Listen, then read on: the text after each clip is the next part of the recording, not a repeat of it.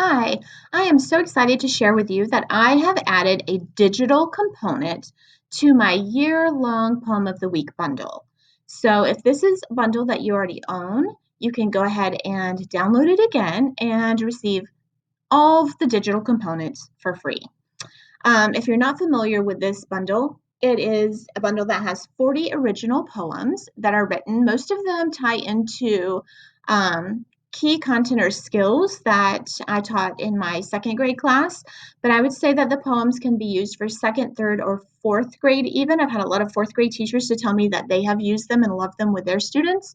So I call them big poems.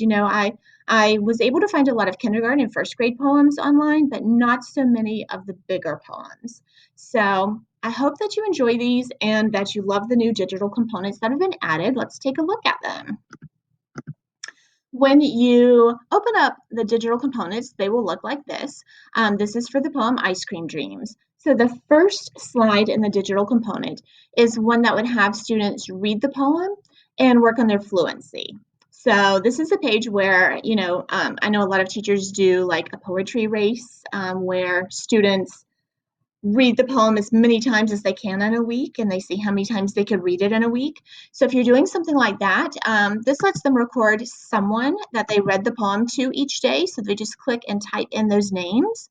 And then it also lets them drag out stars every time they read the poem. And that could be reading it to themselves or reading it to others, but they can see how many stars they can get in a week of reading. But one thing that I love about the digital component that was not available with the printable component is that students now have an option to listen to the poem being read aloud. So this is a great way to let them hear the fluency of the poem being modeled. So they just click on that and tap, and it will pull it up on YouTube to let them listen to the poem. So I'm going to exit out of that, but that is available for each one. So that's the fluency tracking component. The next slide is visualizing. So in this slide, students are thinking about the words as they read, and they drag and highlight words that help them paint a picture in their head of what they're reading. So if it's a word that they can visualize, that they can see in their head, that helps them, think of the ice cream as they're reading, then they would highlight that word. And then they use the highlighted words to draw a picture, a really detailed picture of what the topic of the poem would look like. So typically with the printable version, students would just draw that on the paper. With the digital version, they can still draw that on a piece of paper that they have on hand, and then they can insert that by taking a picture of it. So they could just go to Insert Image Camera and take a picture of their drawing and insert it right onto the page. The next page is Express Yourself. So this one is working on reading with expression. So I teach my students to mark their poems. It just helps them think about, how they're reading their poem and how they want their voice to sound as they're reading the poem. Some of our most commonly used markings include line breaks or pauses, stretching outwards, reading words loudly, reading words softly. So I've already put those keys in here, and students can just click and drag to mark up their poem using those.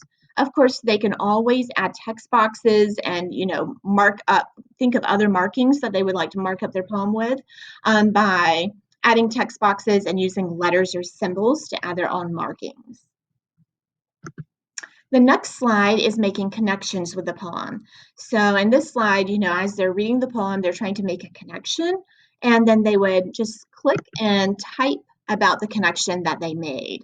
And then they would think about what type of connection was that? Was it a text to self, or was it a text to text? Did this remind me of another book that I've read somewhere?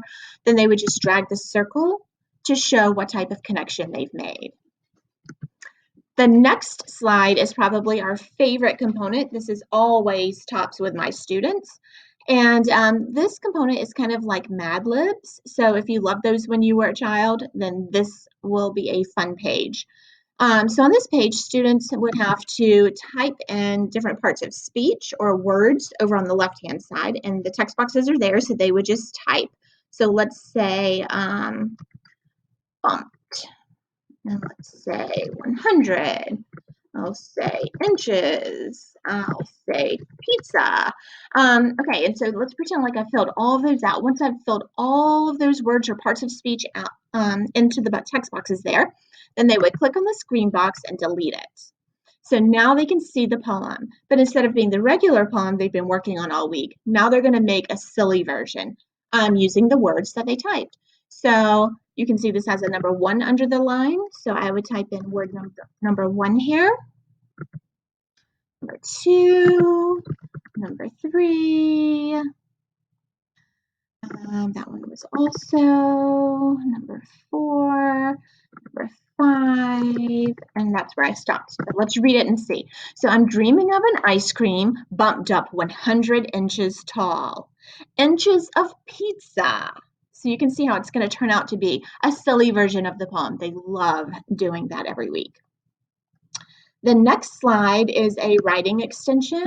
So this has some questions related to the topic, and then students would click in the text box and do a writing. So you can see I've done a sample one here. What would your dream ice cream be like is one of the questions, or tell about the last time you had an ice cream. And so they're really just writing with some detail there. The next slide is fonted up. Now, in the printable version, this is great for handwriting practice.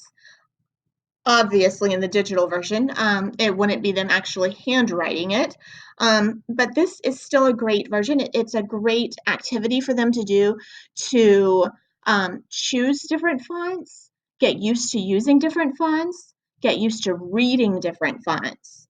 And also, they have to type it in, so it's great keyboarding practice. So they would just choose their favorite stanza of the poem. So I chose this first stanza, and they would type it 3 different times using a different font each time.